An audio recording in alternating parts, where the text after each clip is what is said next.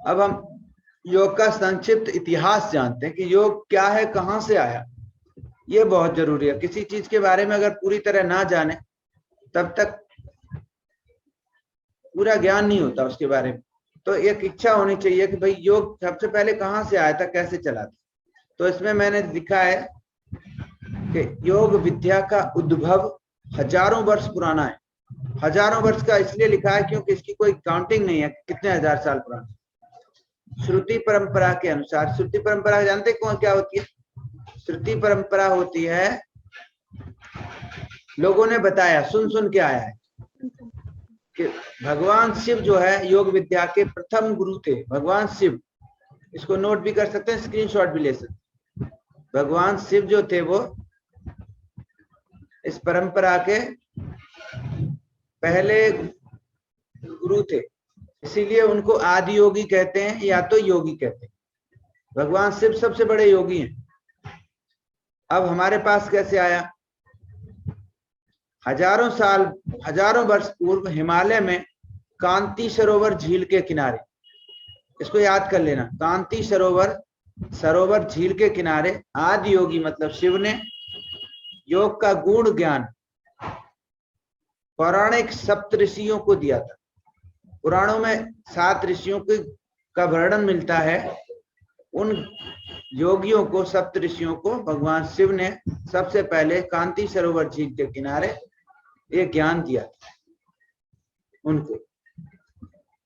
अब इन सप्त ऋषियों ने इस ज्ञान, योग की विद्या को एशिया में, पूरी दुनिया में, एशिया में, मध्य पूर्व में, उत्तरी अफ्रीका में, मध्य पूर्व और उत्तरी अफ्रीका और दक्षिण अमेरिका, लैटिन अमेरिका जिसको बोलते हैं, सहित विश्व के अलग अलग भागों में उसे जा करके प्रसारित किया। लेकिन भारत भूमि पर ही संपूर्ण योग विद्या फलीभूत हुई। दूसरे देशों ने इसको ज्यादा कैच नहीं किया क्योंकि उनकी अपनी परंपराएं भी रही होंगी। लेकिन हमारे देश में इसको पूरी तरह से अपनाया गया और यहाँ पर यह पूरी विद्या फलीभूत हो गई। आगे क्या हुआ, इसको कैसे जानेंगे कि हमारे देश में योग की विद्या थी? सिंधु और सरस्वती घाटी सभ्यता में साधना करती हुई आकृतियां मिलती हैं। इतिहास में आपने पढ़ा होगा, सिंधु घाटी की सभ्यता में बहुत सारी आकृतियां मिलती हैं, ढेरों मोहरें मिलती हैं और जीवाश्म के अवशेष मिलते हैं। और वो इस बात के प्रमाण है कि योग प्राचीन सभ्यताओं में प्रचलित था हमारे देश में। और वैदिक एवं उपनिषद परंपरा में भी योग की बहुत बात हुई है। शैव, वैष्णव और तांत्रिक परंपरा में भी योग की बहुत बातचीत हुई है, देखने को मिलता है।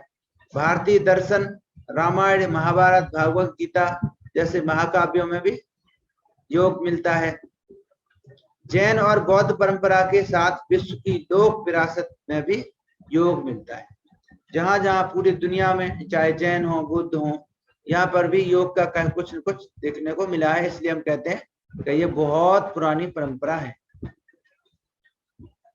और आगे हम बताते हैं क्या है। देखो, महर्षि पतंजलि ने उस समय के प्रचलित प्राचीन योगाभ्यासों को व्यवस्थित व वर्गीकृत किया और उनके निहितार्थ एवं इससे संबंधित ज्ञान को पतंजलि योग सूत्र नामक ग्रंथ में क्रमबद्ध तरीके से लिखा।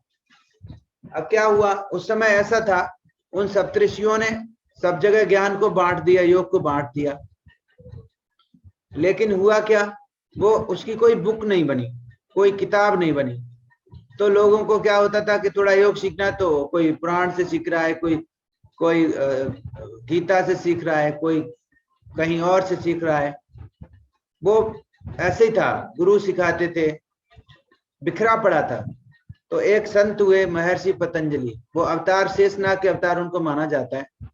वो हुए आज से 5000 साल पहले, कोई उनका समय आता है। उस समय उन्होंने सारे ग्रंथों को, जहां जहां योग उन्हें मिला वहां से ले करके उन्होंने उसको अपने को याद किया, अपने आप में, अपने दिमाग में, क्योंकि वो अवतारी थे। फिर उन्होंने सोचा कि अब मैं इसको क्या करूं। उन्होंने उसको अलग अलग भागों में बांटा कि भाई ये जो हिस्सा है ये तो समाधि का है, ये हिस्सा है योग करने का है, अभ्यास का है, यह हिस्सा मन को कंट्रोल करने का है। इस तरह से उन्होंने 3-4 भागों में बांट करके 8 सीढ़ियां बना दी।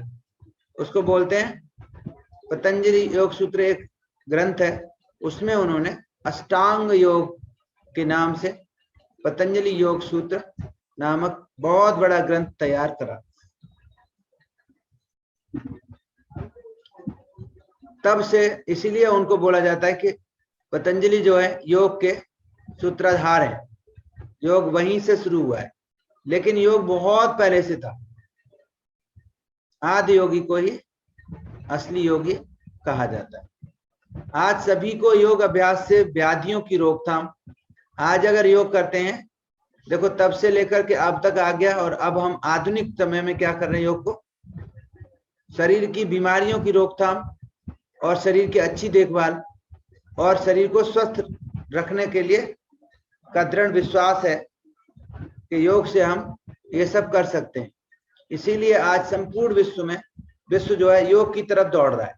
सारे कोरोना काल में आपने देखा होगा कि योग, काढ़ा और एक्सरसाइज, ब्रीदिंग एक्सरसाइज, इसने बहुत सारे लोगों की जान बचाई। और इसी कारण देश में और आज प्रत्येक देश में, पूरी दुनिया के हर देश में योग शिक्षकों की मांग जो है बहुत डिमांड आ रही है कि भैया हमें योग शिक्षक चाहिए, अच्छे अच्छे योग टीचर चाहिए। इसी सब को देख करके सरकार ने एक बोर्ड बनाया। पहले क्या होता था कि योगा सिखाया जाता था, योग सिर्फ आश्रमों में सिखाया जाता था, उसका कोई प्रमाण पत्र नहीं होता था। तो इसलिए कौन अच्छा योग जानता है, कौन नहीं जानता है, किसी को थ्योरी की नॉलेज नहीं होती थी, बॉडी नहीं पढ़ाई जाती थी, एनाटॉमी और फिजियोलॉजी नहीं पढ़ाई जाती थी, इसलिए लोग आधा अधूरा ज्ञान जानते थे। अब योग को सरकार ने बोर्ड बना दिया और प्रॉपर आप जैसे पढ़ रहे हैं इसी तरह प्रॉपर तरीके से शिक्षा को तैयार किया जा रहा है। उनका इंटरव्यू होता है और उनको सरकारी नौकरियां, प्राइवेट नौकरियां, या जो आज MNCs हैं, हर जगह हर कंपनी में योग टीचरों की रखा जा रहा है। अब योग के आधारभूत तथ्य, योग के आधारभूत तथ्य क्या है जिन पर योग जुड़ा हुआ है, तो वो है योग के आधारभूत तथ्य। योग व्यक्ति की शारीरिक क्षमता, उसके मन, उसकी भावनाएं, ऊर्जा के स्तर के अनुरूप कार्य करता है।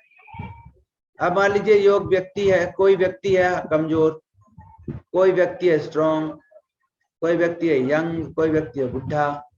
तो योग जैसा व्यक्ति करेगा अपनी सामर्थ्य के अनुसार करेगा, तो उसकी शारीरिक क्षमता, उसका मन, भावनाएं और उसकी कितनी एनर्जी है, उसी के अनुसार योग उसके शरीर पर काम करेगा। एक व्यक्ति बीमार है और उससे ज्यादा योग कराएंगे तो वो बीमार पड़ सकता है, इसीलिए योग को उसके अनुसार, तो टीचर उसे उसके अनुसार कराएगा तो उसको इतनी सारी चीजों पर के अनुरूप वो काम करेगा। योग को 4 वर्गों में विभाजित किया गया है। योग को कौन कौन से 4 योग होते हैं? कर्म योग, ज्ञान योग, भक्ति योग और क्रिया योग। ये याद करने पड़ेंगे आपको। अब क्या होता है, योग का मतलब आसन नहीं होता। ज्यादातर लोग बोलते हैं क्या करते हो? योग करता हूँ। योग करने का मतलब है कि वो आसन करता है, वो सोचता है कि मैं आसन करता हूँ। आसन योग बिल्कुल भी नहीं है। आसन तो योग करने का एक शुरुआत है, योग की तरफ जाने का शुरुआत है। योग अपने आप में पूरा शब्द है। तो योग अलग अलग तरीकों से योग किया जाता है। तो कर्म योग जो होता है वो भगवान श्री कृष्ण ने कहा है कर्मयोगी बनो।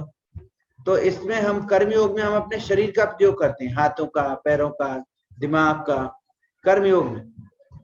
तो कर्म करते हैं और ईश्वर के प्रति समर्पित रहते हैं, वो होता है कर्म योग। मरते समय तक हम पूरी तरह से मुक्त हो जाते हैं और काम भी करते हैं। बहुत रिच होते हैं, बहुत करोड़पति भी हो सकते हैं, लेकिन वो मुक्त होते हैं, उससे लिप्त नहीं होते हैं। दूसरा होता है ज्ञान योग। इसमें हमें आसन वासन कुछ नहीं करने होते, हमें सिर्फ सत्संग सुनना है या हमें कुछ किसी को सुनना है, किताबें पढ़नी है, ज्ञान प्राप्त करना। ज्ञान कैसा? समाधि क्या है, भक्ति क्या है, हम क्यों आए हैं, हमारे जीवन का उद्देश्य क्या है ना। धीरे धीरे धीरे धीरे अपने में स्थित होना और जान लेना कि यहाँ पर कुछ भी नहीं है, सब असार है। तो ये ज्ञान योग कहते हैं इसको। ज्ञान से, जानकर, सुनकर, पढ़कर ज्ञान योग। अब आता है भक्ति योग। भक्ति में, अच्छा ज्ञान योग में हम मन का प्रयोग करते हैं। मन का मतलब तर्क। मन क्या करता है? तर्क करता है ना, खोजता है नई नई चीजें, गुरुओं के पास जाता है, उनको सुनता है, किताबें पढ़ता है, वेद पढ़ता है, पुराण पढ़ता है, उनके अर्थ समझता है, वो मन का प्रयोग करता है। अब भक्ति योग आता है तीसरे नंबर का। भक्ति योग भावना का प्रयोग करता है। भक्त वही होता है जो विश्वास करे, चाहे वो मूर्ति हो, चाहे वो पत्थर हो, चाहे वो मंदिर है, उसका जहां भाव है, भक्ति भाव पूरी तरह से, तो वो भी भक्ति योग कहलाता है। उसमें भावना का प्रयोग करते हैं। एक होता है क्रिया योग, इसमें हम ऊर्जा का प्रयोग करते हैं, अपनी एनर्जी का प्रयोग करते हैं। जैसे कुंडलिनी जागरण करते हैं बहुत सारे लोग, जैसे करते हैं कि हम बैठ के ध्यान योग, इसमें भी हम अपनी ऊर्जा का प्रयोग करते हैं। तो मुख्यतः ये चार हैं, चार भागों में हम योग को बांट सकते हैं: कर्म योग, ज्ञान योग, भक्ति योग और क्रिया योग। इनको इसी क्रम में याद करना।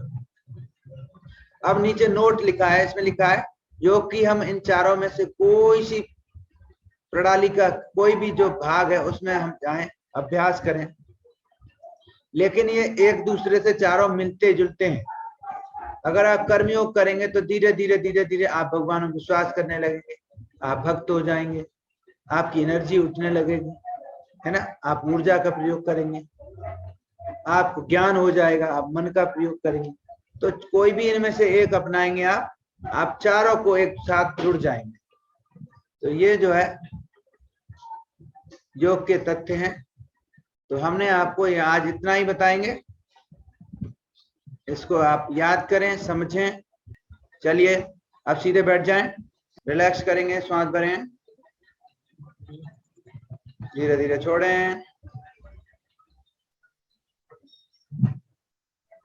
फिर से एक बार हल्के हो जाएं पूरी तरह से।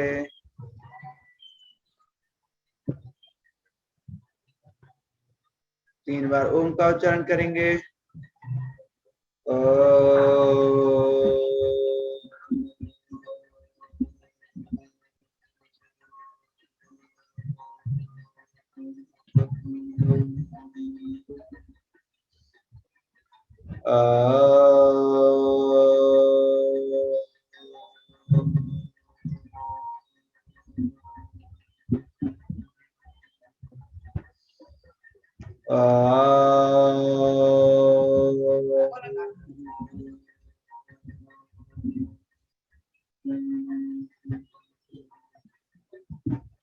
दोनों हाथ जोड़ेंगे, करेंगे शांति पाठ।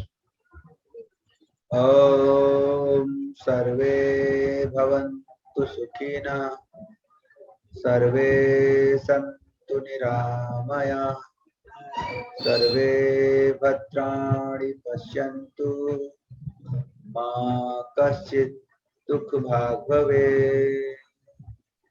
ओम शांति शांति शांति। दोनों हाथों को रब करेंगे, आंखों पे लगाएं, पूरे फेस पे लगाएं, आंखें खोलें। थैंक यू, आप सभी लोगों ने बहुत अच्छे से मन से सीखा, सुना। Thank you sir. Thank you sir. Thank you sir. Very good. शुभ रात्रि। कल से मिलते हैं 7:10 पर, ठीक है? तैयारी के साथ आएंगे सभी। शुभ रात्रि। Good night sir. Good night.